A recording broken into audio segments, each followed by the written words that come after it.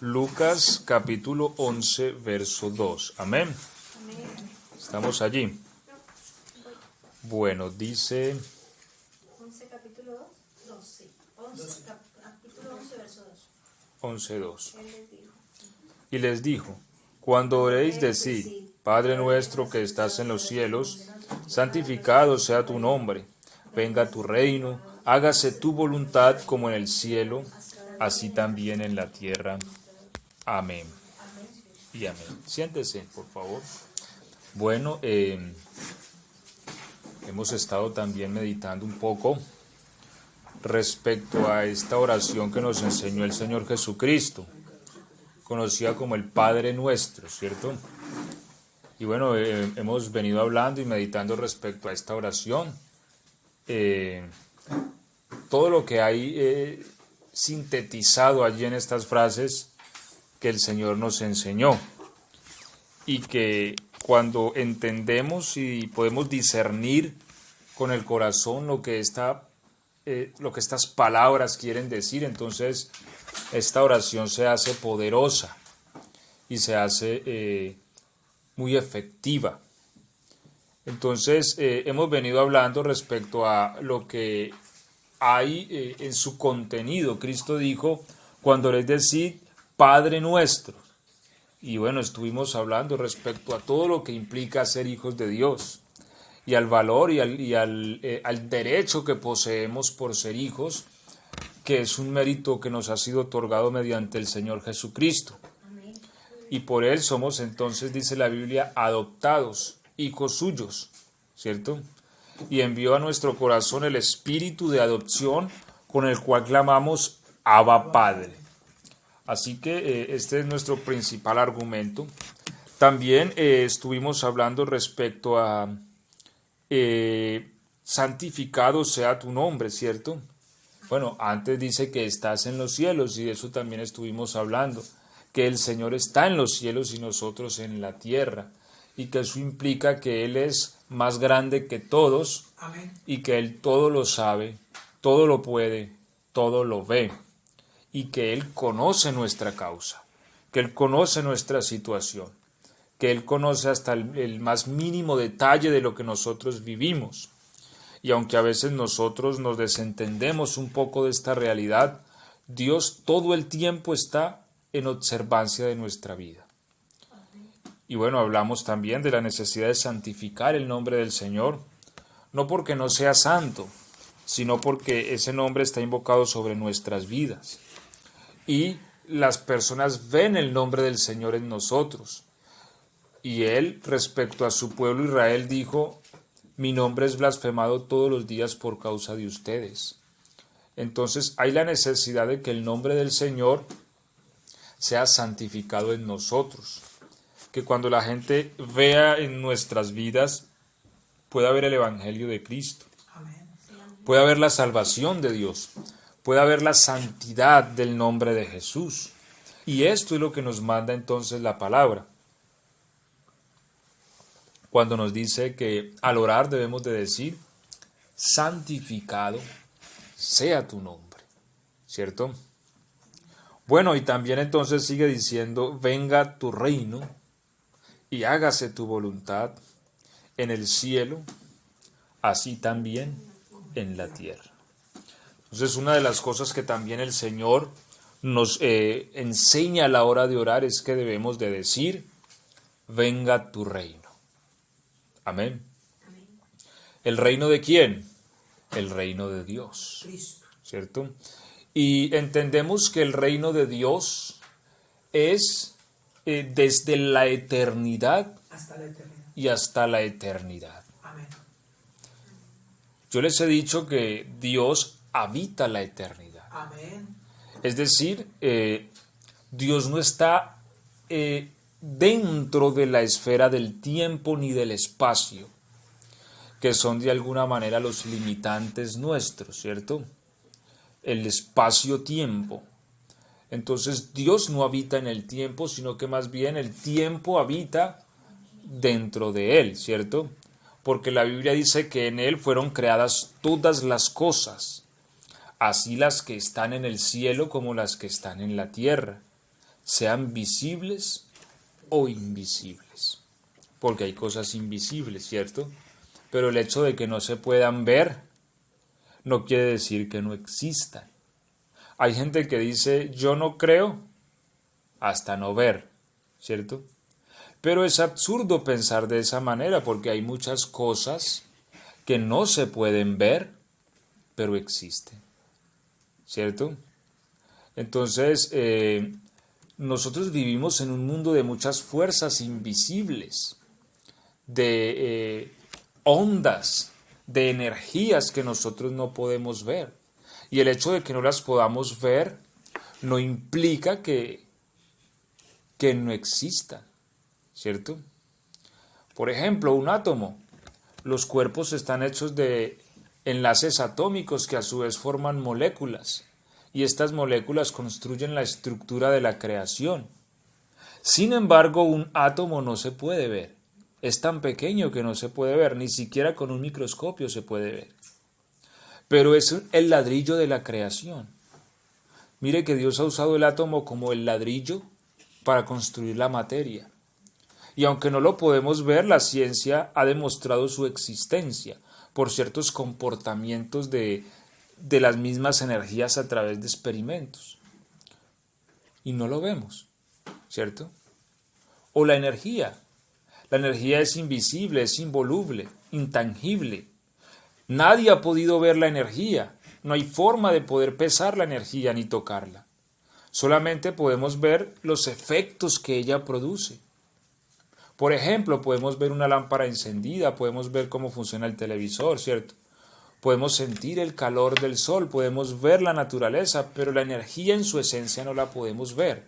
Sin embargo, es lo que le da dinámica y movimiento a la creación, ¿cierto? Y el hecho de que no la veamos no quiere decir que no exista ni que sea real. Entonces, hay muchas cosas invisibles. Por eso el dicho de no creer hasta ver, ¿cierto? O hasta no ver, no creer, es relativo o no tiene mucho fundamento respecto a lo que a Dios se refiere. Por eso el Señor le dijo a Tomás, le dijo, sé creyente y no incrédulo. Bienaventurado el que sin haber visto ha creído.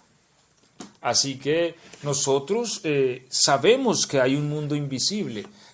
Y dice la Biblia que en él fueron hechas todas las cosas, ¿cierto? Las visibles y las invisibles. Lo cierto es que Dios no habita en una burbuja como nosotros. Nosotros vivimos atrapados dentro de algo que se llama el tiempo y el espacio. ¿Qué quiere decir eso? Que tenemos límites. Nosotros no podemos escapar del tiempo. El tiempo corre hacia adelante y no regresa, ¿cierto? Hoy estamos celebrando un cumpleaños, pero ¿qué hace que estábamos un año atrás, ¿cierto? Celebrando también el cumpleaños, y mire cómo el tiempo avanza y nosotros de alguna manera somos sus prisioneros, porque no podemos escapar de él. ¿Quién puede detener el tiempo? Ahí no hay crema Pons que valga, ¿cierto? Porque a veces le quieren a uno vender una propaganda de rejuvenecimiento, eso desde el punto de vista estético. Desde el punto de vista médico o científico, la ciencia trata de encontrar lo que ellos llaman, sí, a través del estudio del genoma. Entonces buscan algo que se llama, ¿dónde está el cromosoma que posee la muerte? Para impedir el envejecimiento, ¿cierto? Sin embargo, dice la Biblia que está establecido que todo hombre muera y después de esto, el juicio. Así que nosotros estamos bajo el tiempo y el espacio. Si estamos aquí, no estamos allí. Entonces, tenemos muchos limitantes. Pero Dios habita la eternidad. Él vive sobre todas estas cosas y nada lo afecta. Sus años nunca cambian. A Él nada lo modifica. porque Él es eterno en sí mismo. Él existe en sí mismo. Él es el único que puede decir que tiene vida en sí mismo. Y nadie se la puede quitar. Por eso, la palabra de Dios dice que Él pone su vida y también tiene poder para volverla a tomar. Entonces, alguien puede decir, pobrecito el Señor, ¿cierto? Lo mataron. Pero realmente Él ofreció su vida por nosotros. A Él nadie lo puede matar. Él se entregó por mí, pero también tiene poder para tomar su vida y resucitar. Porque Él nada ni nadie puede detenerlo. La palabra de Dios dice que Él es el único que puede decir, mi consejo permanecerá. ¿Quién puede decir eso? ¿Quién se puede parar y decir, yo tengo el poder para ejecutar mis planes? Y menos nosotros los hombres mortales. Pero Él tiene el poder para decir que su consejo ha de permanecer. Ahora, ¿por qué hablamos de esto? Porque es importante entender que en la eternidad todo está hecho. Cuando Jesucristo murió, Él exclamó en la cruz, consumado es, ¿cierto? Así que la obra de Dios está consumada. Dice que Él en 6 días hizo la tierra y el séptimo reposó. Entonces, en la eternidad de Dios, las cosas están realizadas, aunque en nuestra esfera tienen un desarrollo temporal. ¿Y por qué hay la necesidad de entender esto? Porque cuando nosotros logramos entrar en la esfera divina, podemos distorsionar el tiempo. Dios nos ayude y nos conceda gracia para poder experimentar estas verdades de Dios, esta realidad. Pero cuando nosotros podemos estar en los atrios del Señor, nosotros entramos a la eternidad. Por eso dice el salmista que mejor es un día en tus atrios que 1000 fuera de ellos. Y esto coincide también con lo que dice el apóstol cuando dice que para Dios un día es como 1000 años y 1000 años como un día, ¿cierto? Entonces, es decir, en Dios no existe el tiempo. Y el salmista tal vez experimentó esto de poder estar en los atrios del Señor y sentir el distorsionamiento del tiempo. Y sentir de que en la presencia de Dios no existe el tiempo. Ahora, yo creo que esto lo han vivido hombres también, ¿cierto? Que nos muestra la palabra de Dios, como Moisés, donde estuvo 40 días y 40 noches. Y creo que es el único hombre del cual se narra en la Biblia que estuvo sin comer y sin beber nada, ¿cierto? Porque creo que ni del Señor Jesús en el desierto, porque la Biblia dice que Él estuvo 40 días, ¿cierto?, sin comer, pero no dice nada respecto a sin beber, porque hay ayunos en los que uno bebe agua, ¿cierto? Entonces el hecho de que la Biblia no diga de que el Señor no haya bebido agua, deja abierto la idea de que tal vez Él pudo haber bebiendo agua en el desierto, ¿cierto? Debido también pues a las condiciones mismas del lugar donde estaba ayunando.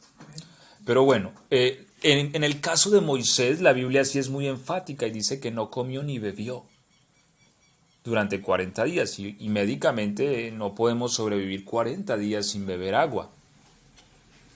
Ahora, él no solamente sobrevivió, sino que bajó resplandeciente del monte.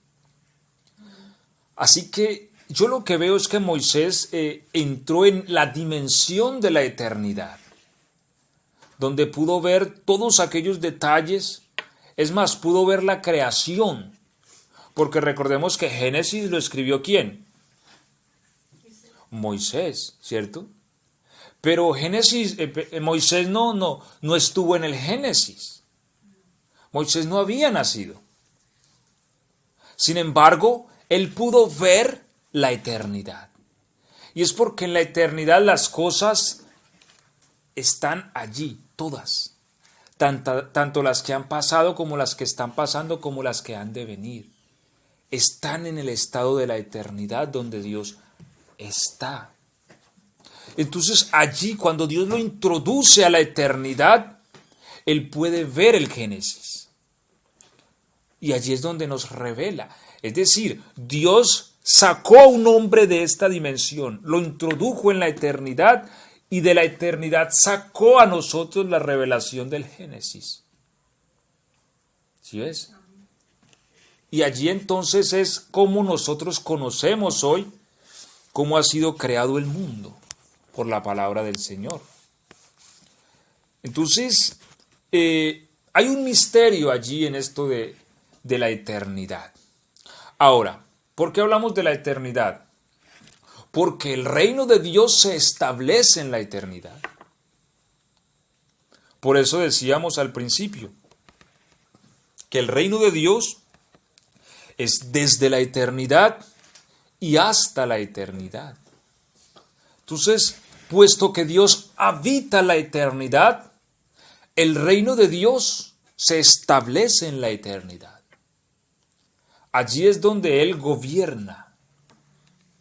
Y cuando la oración dice, venga tu reino, lo que estamos pidiendo es que la eternidad de Dios venga a nosotros. Mire, cuando se puede romper estos límites y estas barreras entre lo terrenal, temporal y la eternidad, se pueden vivir cosas que no otros viven. Por ejemplo, hablemos de David. Recordemos una vez más que fue David el que dijo que mejor es un día en sus atrios que 1000 fuera de ellos. Amén. Es decir, es como que si al él estar un día en los atrios del Señor transcurrieran 1000 afuera. Ahora, David hizo cosas que para su tiempo no le era permitido a ningún hombre de su raza o de su tribu. Por ejemplo, hablemos de los panes de la proposición, ¿cierto? Recordemos que los panes de la proposición eran unos panes que se ponían en una mesa delante del Señor y cada semana se cambiaban.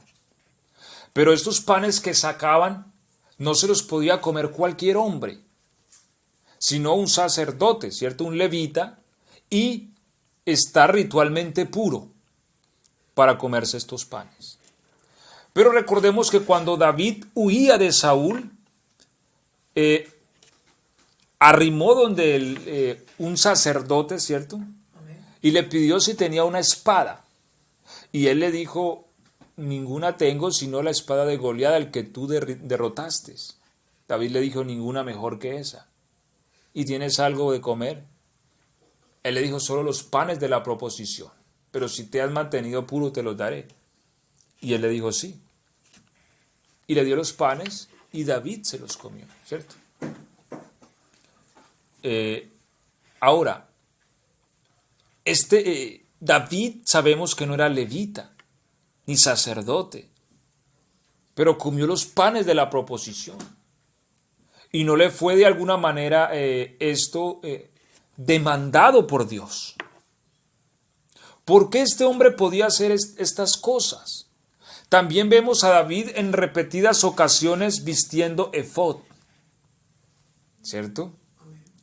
Recordemos que el efod era una vestidura especial también para el sacerdote, porque el sacerdote tiene que ir representado con una vestidura, según el culto del antiguo pacto. Y no cualquiera podía hacer esto. Recordemos que cuando el rey Usías entró al templo para ofrecer incienso, ¿qué pasó? Dice la Biblia que al instante le salió lepra en su frente y murió leproso por intentar hacer algo que no era de él hacerlo, sino una labor sacerdotal. O también recordemos los hijos de Aarón, ¿cierto? Datán y Abiram, ¿son estos dos? ¿Sí se llamaban así? Bueno, si no, ustedes me confirman después. Ellos ofrecieron fuego extraño. ¿Cómo así que fuego extraño? Su propio fuego, es decir, había un orden sacerdotal y una estructura de donde descender el fuego de los incensarios. Ellos creyeron que lo podían hacer de su manera. Y la Biblia dice que cuando lo hicieron, fuego descendió del Señor y los consumió, los quemó. Entonces mire que hay un temor dentro del uso de estas cosas. No era que cualquiera podía hacer eso. Pero David vistió el efod, consultó al Señor. Recordemos también lo que hizo Saúl. Samuel le dijo que lo esperara, ¿cierto? Al séptimo día fue. Pero al ver que no llegaba y que los soldados desertaban, se apresuró ¿a qué? A ofrecer holocausto. Y cuando Samuel llegó le dijo, locamente has hecho. ¿Por qué? Porque se lanzó a hacer algo que no era de él hacer. Sin embargo, David hizo cosas que alguien podría decir, pero ¿por qué Dios a este le permite y por qué a aquel no? ¿Acaso en Dios hay favoritismo?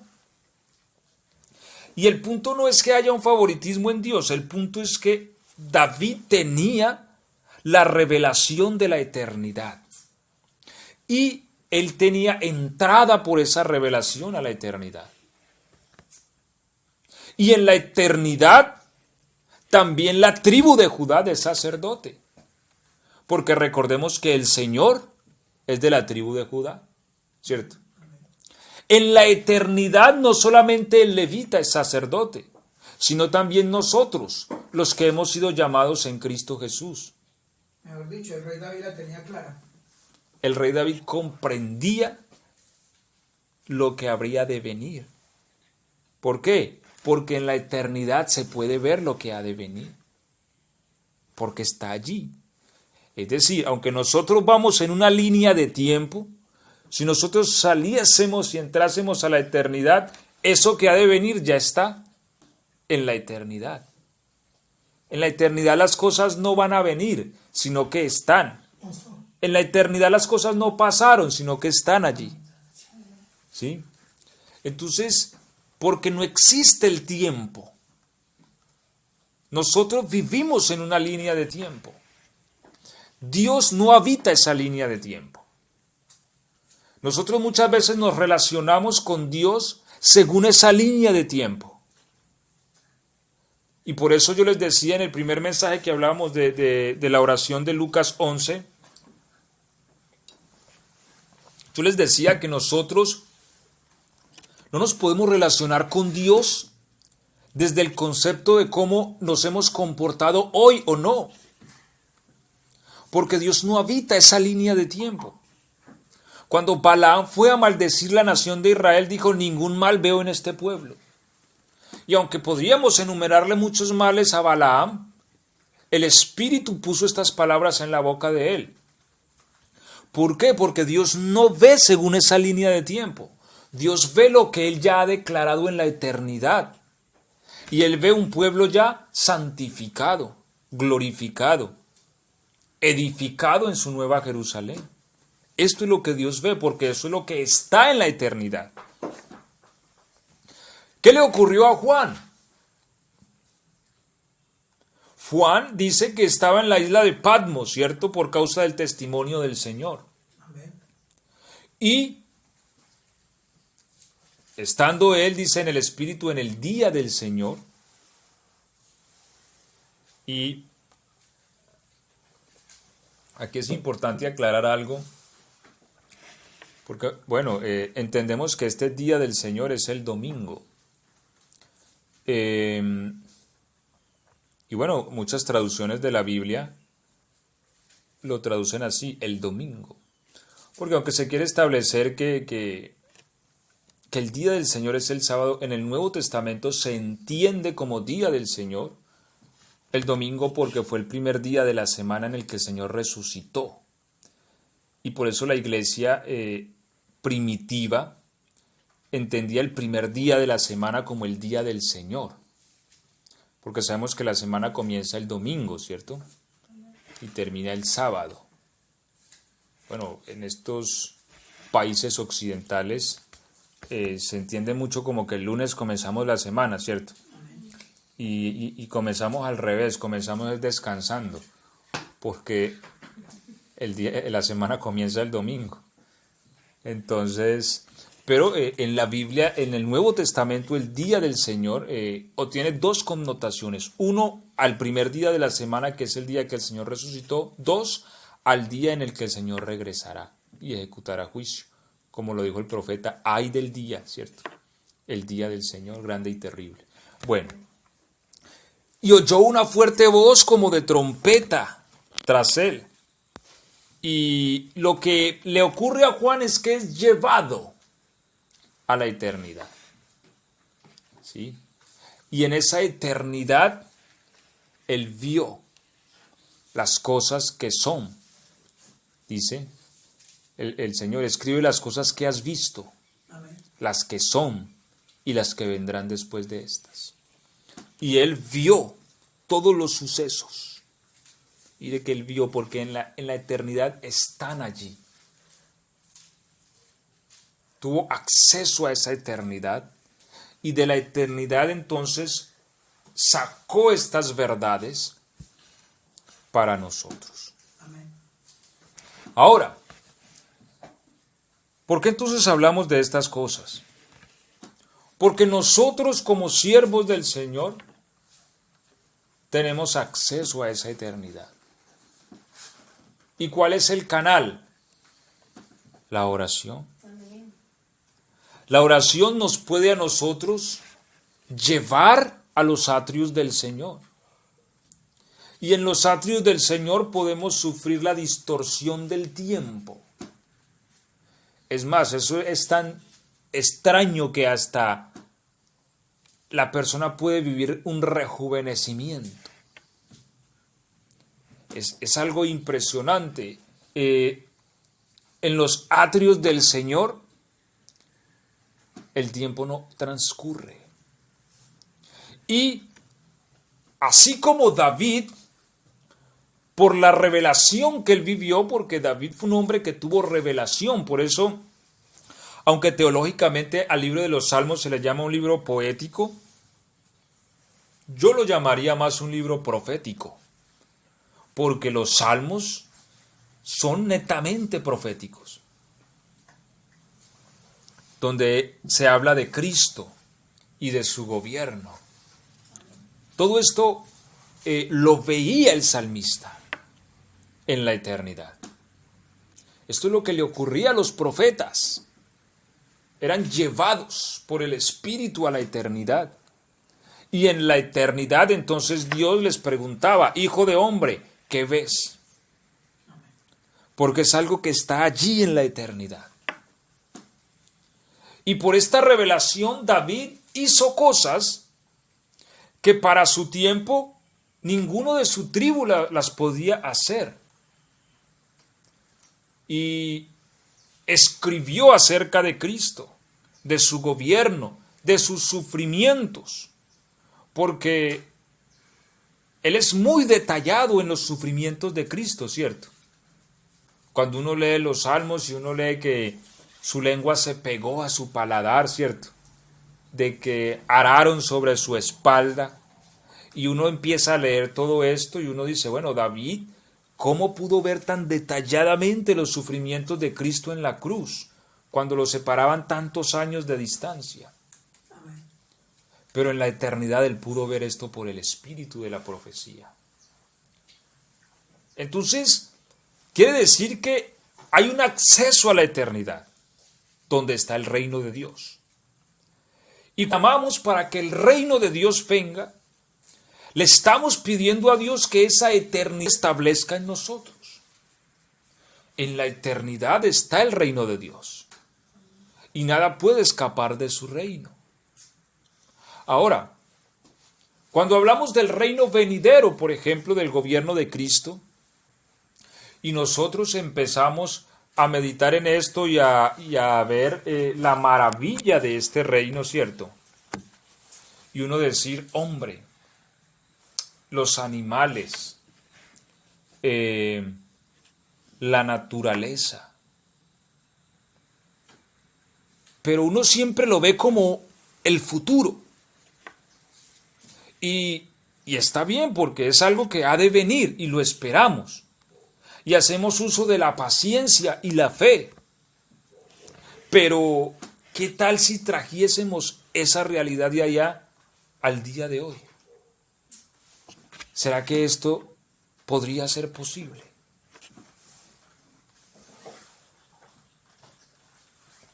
Si David pudo traer una realidad del futuro, porque David hizo lo que hoy nosotros hacemos, pero para su tiempo no lo podían hacer. Recordemos que Dios sectorizó la vida de la raza humana en tiempos.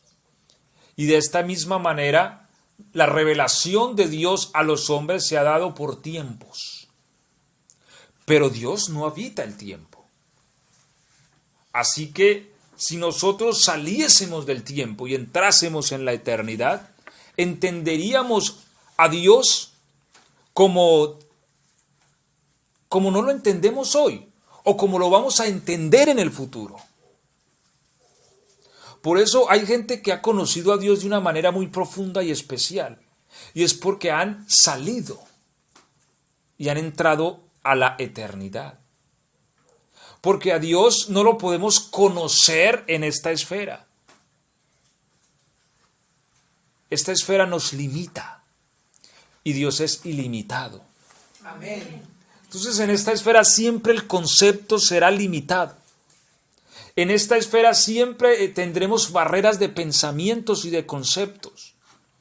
En esta esfera siempre estarán los afanes, siempre estarán las preocupaciones de esta vida, que es el rumbo temporal que marca nuestra existencia en este mundo. Que hay que dormir, que hay que levantarnos, que hay que comer, hay que desayunar, hay que almorzar, ¿cierto? Esa es la dinámica temporal, que si no comemos, pues nos vamos a debilitar. Pero Moisés estuvo 40 días sin comer ni beber, y la Biblia para nada nos muestra un Moisés debilitado cuando bajó del monte. Amén. ¿Cierto? Amén. Sino que antes nos muestra un Moisés glorioso.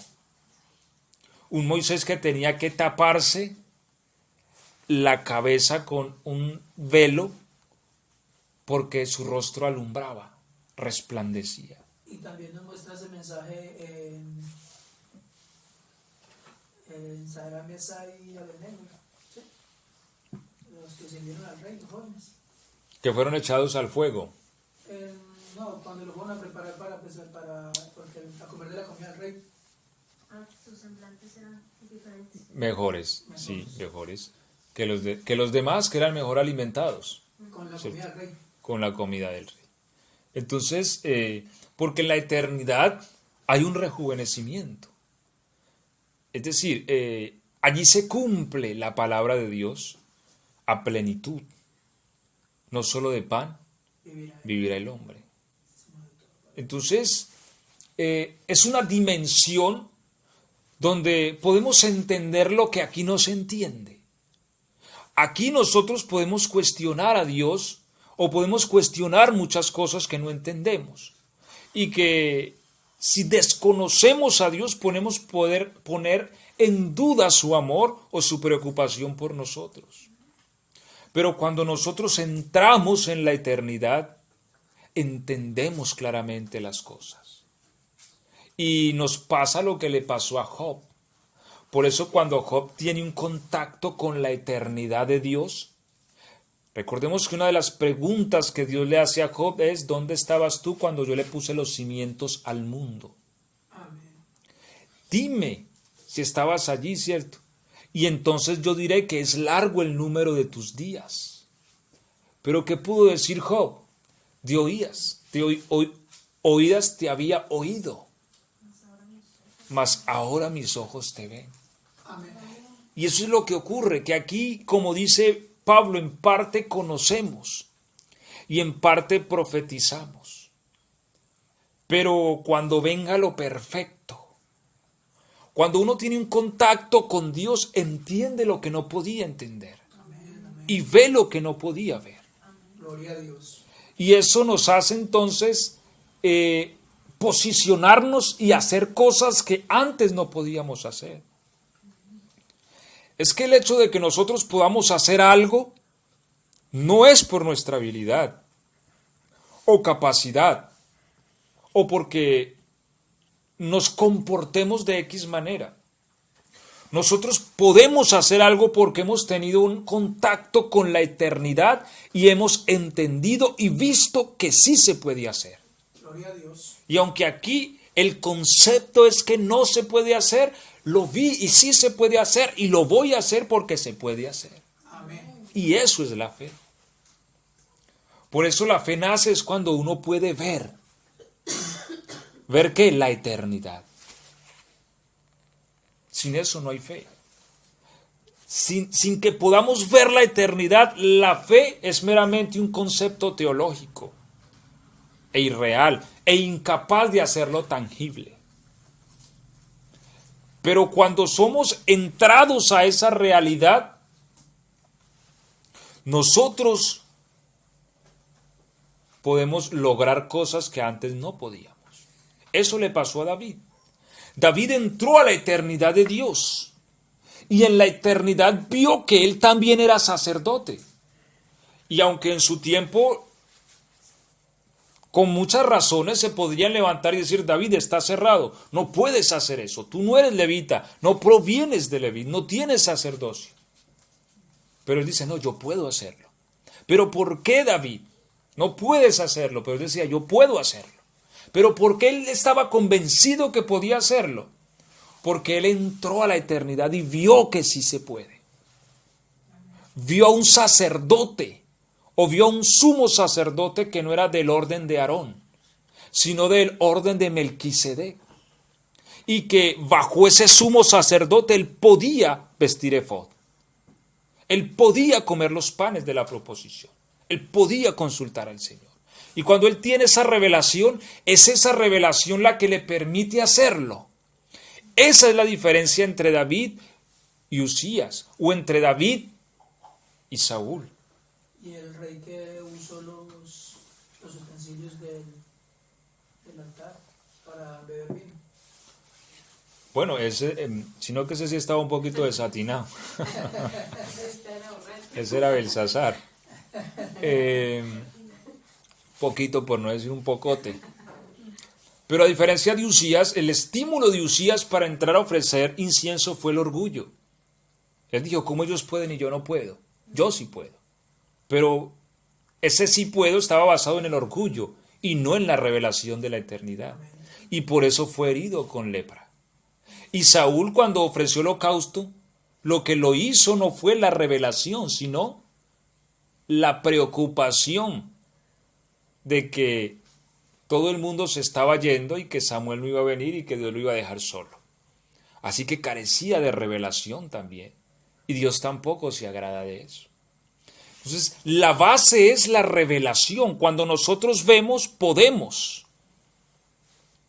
Y eso solo se puede lograr es a través del acercamiento a los atrios del Señor. ¿Cómo? En la oración. Entonces, cuando nosotros entramos a los atrios, por medio de nuestra relación con Dios, por medio de la oración, por medio del ayuno, nosotros empezamos a ver cosas y decimos, ¿cómo? Porque alguien puede decir, pero un león, ¿cómo va a comer paja?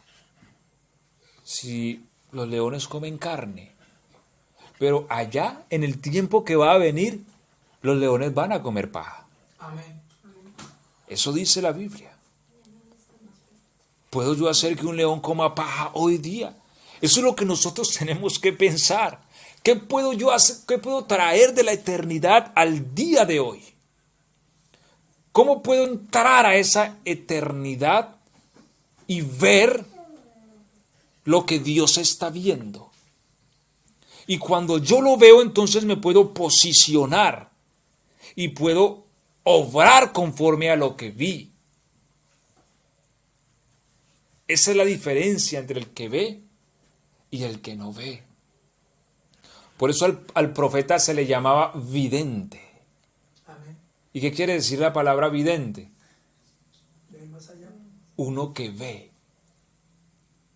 Por eso a los ciegos, ¿cómo se les llama? Invidente. Invidentes. Porque no pueden ver. Pastor, eso, trayendo el caso del rey David, hoy por hoy se le llamaría a una persona osada. Osada en Cristo, osada en Dios. Porque era atrevido, se metía. O era porque él ya ha visto y pues sabía lo que estaba haciendo. Es que esa es la base. O sea, porque mire lo que se le dijo a Saúl. ¿Qué se le dijo a Saúl? Locamente has hecho. O sea, el punto no es de uno obrar con locura. No, David lo que hacía, lo hacía era por revelación. Porque él ya lo había visto. Esa era la diferencia. Esa era la diferencia. Casi nada. O sea, él no, venga, tráigame un efod porque le dio la locura del efod. No, él ya había... Lo que pasa es que según los historiadores dicen que David era un hombre que hasta poco dormía.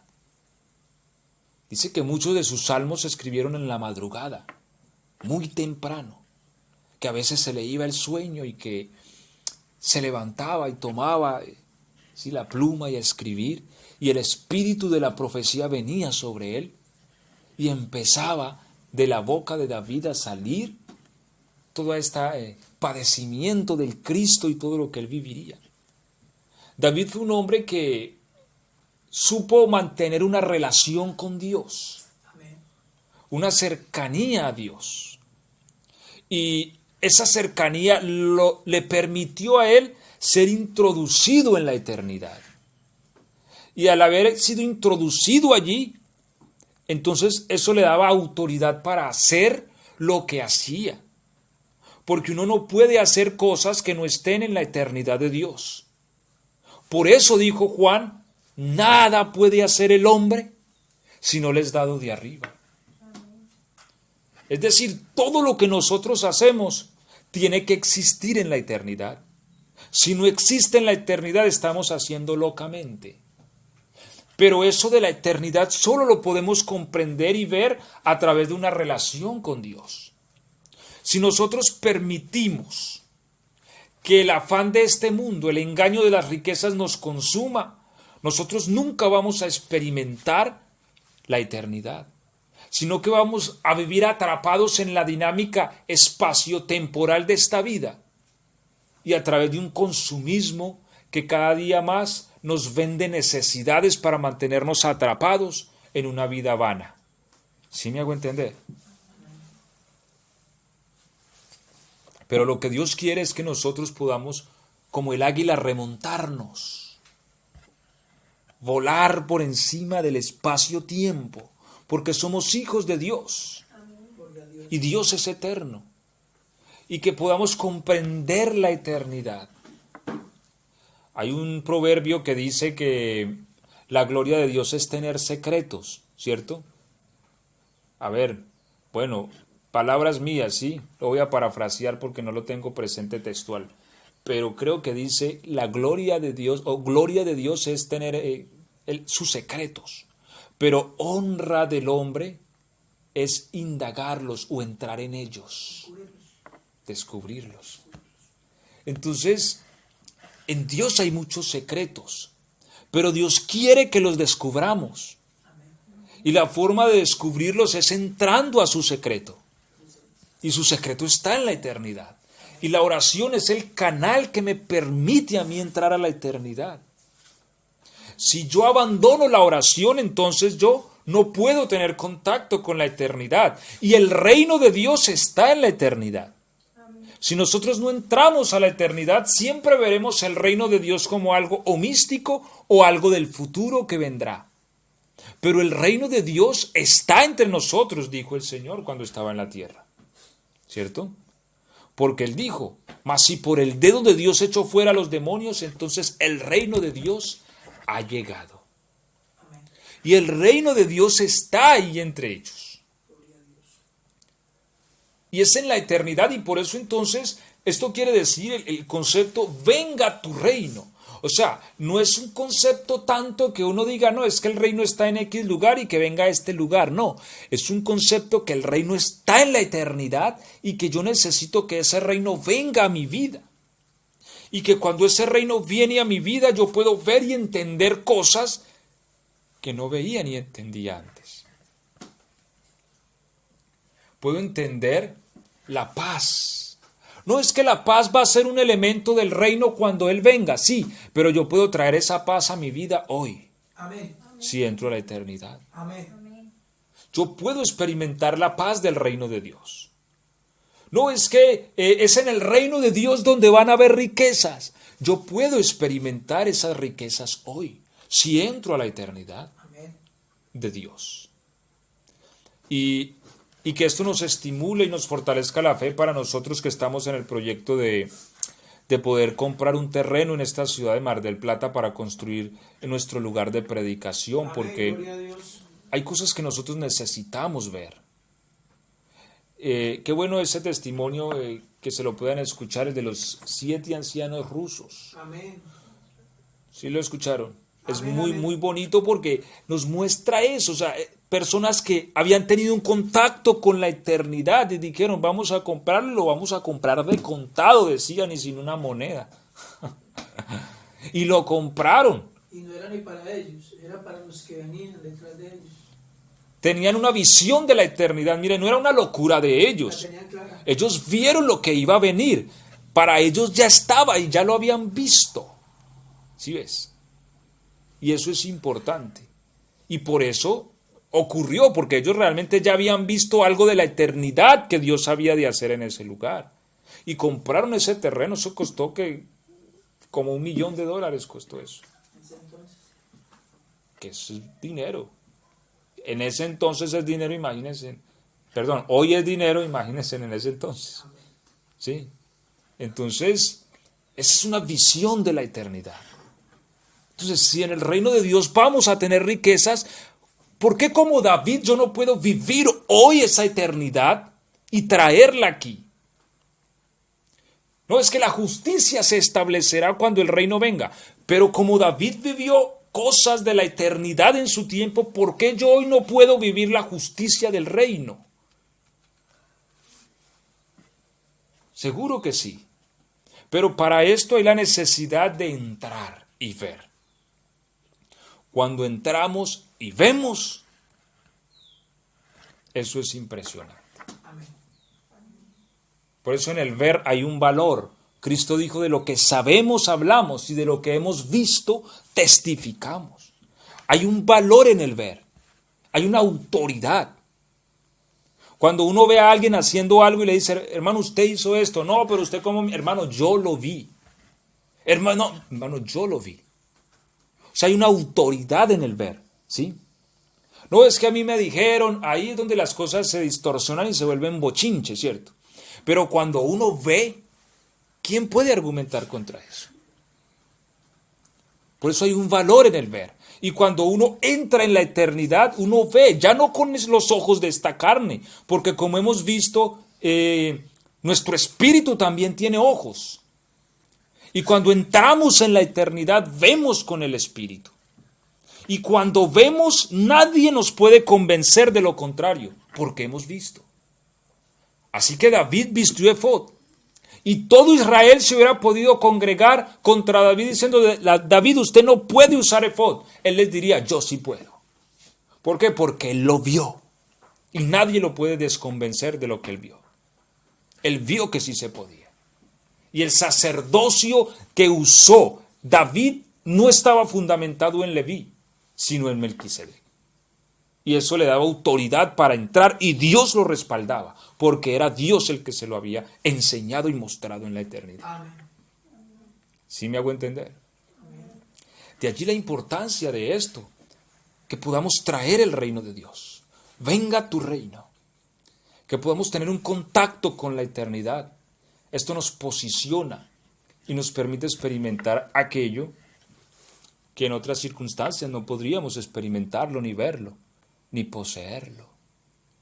Entonces, en la oración que Cristo nos enseñó está sintetizada esta idea. Hay algo poderosísimo aquí, hay algo glorioso. Que no seamos criaturas temporales, porque no lo somos. Por eso no podemos tampoco permitir que la muerte haga estragos en nuestras emociones. Que a veces ocurre bien que hay un dolor, ¿cierto? Pero nosotros tenemos que tener una claridad de que nosotros realmente no estamos muertos. Que el familiar que muere en Cristo no está muerto. Hay una visión de la eternidad. Y que el que se va delante de Dios vive. Porque Él le dijo a los saduceos que no creían en la resurrección, Dios es Dios de vivos y no Dios de muertos. Amén. Entonces, esto nos formatea un poco más el concepto de nuestra vida.